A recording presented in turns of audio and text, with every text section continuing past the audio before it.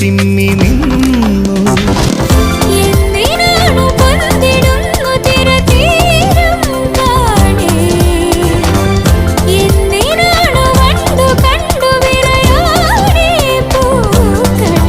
പറയൂ മനമേ, ചൊരിയൂ മധുരം പ്രിയതേ, എന്റെ ഹൃദയതാളം മുറുകിയോ,